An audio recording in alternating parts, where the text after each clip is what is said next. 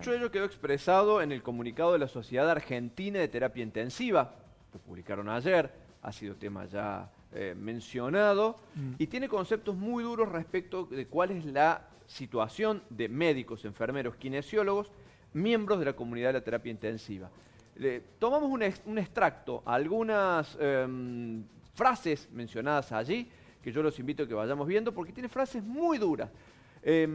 Aseguran que están perdiendo la batalla frente al COVID-19. De esa forma, che. Sí, Epa. que están perdiendo la batalla. Asegura que se están agotando los recursos con los que cuentan.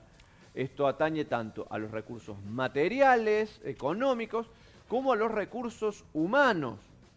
No podemos más, afirman. No podemos más. Una situación que, aseguran, tiene mucho que ver con su carga horaria y con que tienen que tener más de un trabajo para mantenerse. Los trabajadores de terapia intensiva no pueden multiplicarse. Esto tiene que ver con que, dice, bueno, hay recursos materiales que pueden quizás conseguirse. Los trabajadores no. Los trabajadores de terapia intensiva no pueden multiplicarse por esto mismo, porque se están agotando los recursos. Dejan un mensaje muy claro para quienes no creen en el COVID-19, para quienes se manifiestan, para quienes se movilizan, para quienes desoyen los consejos y las sugerencias de los profesionales. No desafiar al virus porque el virus nos está ganando. El virus nos está ganando. Les suplicamos no salir a la gente, salvo que sea de estricta necesidad. No podemos solos, nos están dejando solos.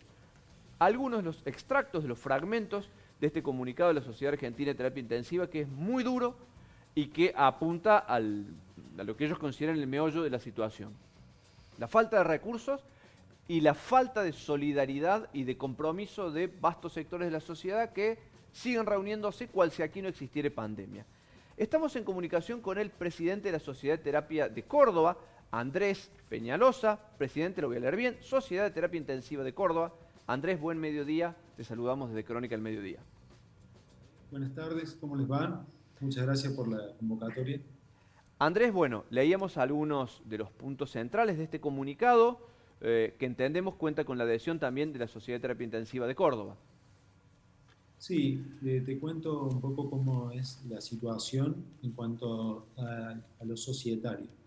La Sociedad Argentina de Terapia Intensiva, como ustedes conocen, es una sociedad científica y tiene filiales en todo el país, y en Córdoba tiene su propia filial, que tiene su gente, y paralelamente nosotros somos integrantes de otra sociedad científica que funciona de manera integrada a esta filial, y de hecho los que dirigimos esta sociedad también son integrantes de los dirigentes de sociedades de la filial. O sea que en realidad somos como una, digamos, un todo, digamos, en conjunto. Digamos. No tenemos una visión diferenciada, salvo en lo que tiene que ver con algunos puntos de acción académica en la provincia, que es lo único que nos diferencia en particular. Todo lo demás, digamos, somos las mismas personas particularmente, trabajamos todo en conjunto en los mismos lugares, Claro. Y compartimos docentes incluso.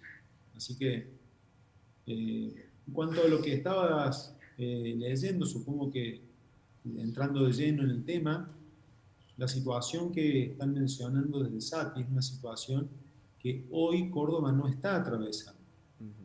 Por lo tanto, digamos, eso sería o sonaría o suena quizás esperanzador o optimista. No quiero dejar de serlo, pero verdaderamente pensar que solamente al ver cómo otras provincias han estado en una luna de miel y rápidamente han entrado en caos, nos hace pensar que nosotros estamos en esa, no sé si luna de miel, pero estamos en una situación donde todavía no estamos en una crisis, en donde si en este momento necesitáramos camas críticas, realmente las tenemos disponibles, tanto en el sector público como en el sector privado.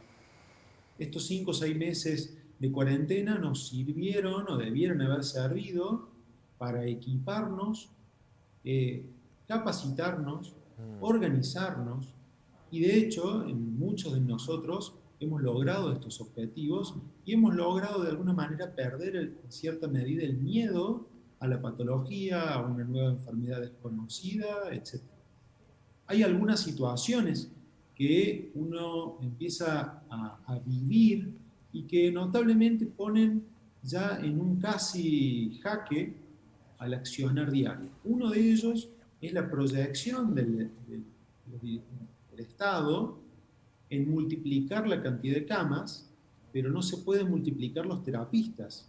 O sea, yo puedo multiplicar, triplicar, cuadruplicar la cantidad de recurso físico, pero el recurso humano médico, enfermería y kinesiología son áreas que no se pueden multiplicar fácilmente. Andrés, y son irreemplazables porque sabemos que es un trabajo muy específico que requiere muchísima capacitación, que es intensivo de por sí en una situación medianamente normal y hoy por hoy están, no será el caso de Córdoba, pero vemos que en la mayoría de las provincias con un cansancio extremo, bajo el riesgo, como vos lo estás señalando, y hay que estar muy entrenados para eso. Para eso sirvieron tantos meses también de preparación. Decíamos acá era como un ensayo antes de que llegara el pico, ¿no? Y el pico ahora está golpeando justo ahí donde más duele.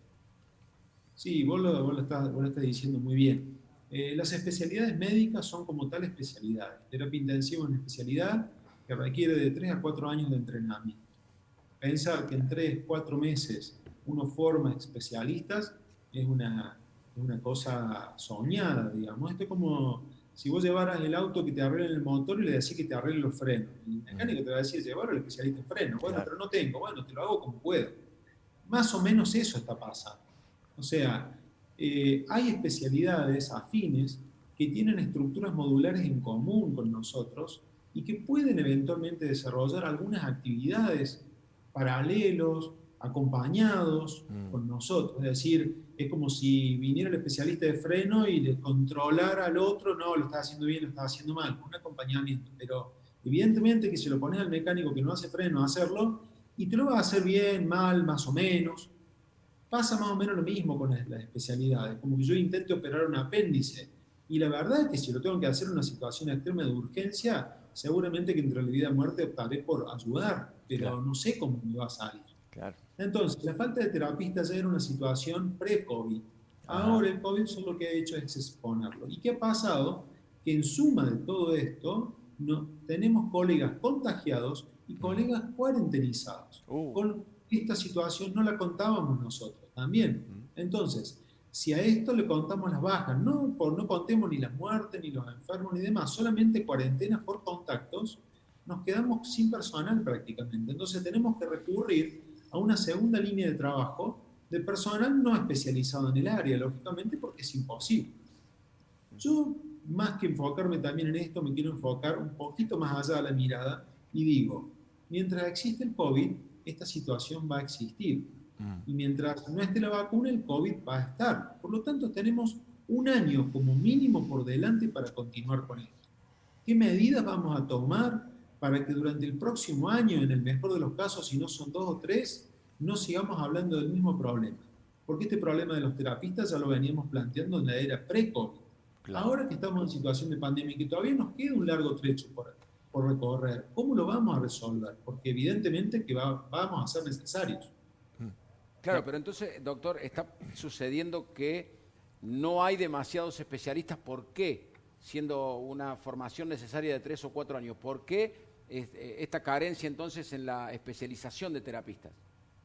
Bueno, es muy buena la pregunta y me da pie para comentarla. La forma de trabajo nuestra es una metodología bastante esclavizante, de altísima exposición y baja remuneración. Básicamente es una ecuación bastante sencilla. Mucha exposición, mucho trabajo y una remuneración miserable.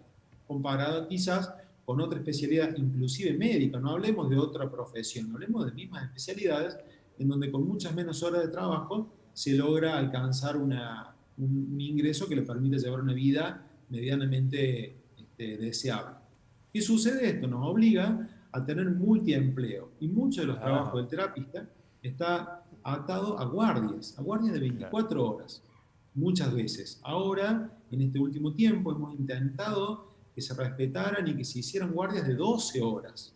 Pero la remuneración no alcanza para mantener una familia, por lo tanto el terapista está obligado a tener 2 o 3 trabajos, por lo tanto tiene que hacer entre 2 y 3 guardias semanales para alcanzar un ingreso que le permita sostener calidad de vida. Andrés, Por lo tanto, sí. sí, no, la última que quería hacer es, esta carta también apunta a cierto relajamiento que vive la sociedad, que se vuelve a movilizar a los espacios públicos. Al inicio de esta charla, vos hablabas de miedo. ¿Sentís que hemos perdido el miedo en pos de una necesidad de reocupar esos espacios públicos? ¿Coincidís con esa percepción que da la sociedad argentina? Coincido totalmente porque yo no creo que haya que sembrar el miedo como se hizo en su momento. Yo creo que ahora ya no estamos en la instancia de que tener que apelar al miedo. Tenemos que apelar a la educación y a la culturización de que el virus está entre nosotros, existe, es real. Hay gente que está muriendo de esto, colegas que están muriendo y se están exponiendo y nos estamos exponiendo. Por lo tanto, no creo que haya que apelar al miedo, yo creo que hay que apelar a la conciencia y decir, utilicemos los elementos que nosotros sabemos que funcionan. Distanciamiento social, evitar aglomerados de gente, usar el tapaboca, el alcohol en gel, la higiene, todas esas medidas han sido demostradas que disminuye la probabilidad de contagio al 1,5%. Por lo tanto, tenemos que apelar a la conciencia, ya no se trata de miedo ahora. Uno tendría miedo a algo desconocido, ahora sabemos lo que es, sabemos que es real, quien lo niegue creo que viviría en otra estratosfera, el virus está entre nosotros, existe, mata también, en algunos casos, y la mayoría de los casos debiera ser una enfermedad leve, pero nos pone en una situación potencial de jaque. Por lo tanto, la sociedad debiera tomar conciencia en respetar todas estas medidas, y si todos trabajáramos de la misma manera, me ha tocado pasar por lugares de la provincia en donde hay grandes aglomerados en los parques, hay caminatas y espacios de recreación a la vista, eso es contraproducente, claramente no contribuye, eso es conciencia. Bueno, es bueno que lo digas vos desde tu puesto y conociendo ahí la primera línea de trabajo con los enfermos. Claro. Con tantos, creo que ha fallecido también en esta jornada otro médico en la provincia de Buenos Aires, los despidieron llorando, fue una verdadera tragedia y cada vez más se siente el impacto en los cuerpos médicos. Bien, Andrés, muchas gracias, gracias por estar el contacto con nosotros nuevamente. Ustedes que anden muy bien.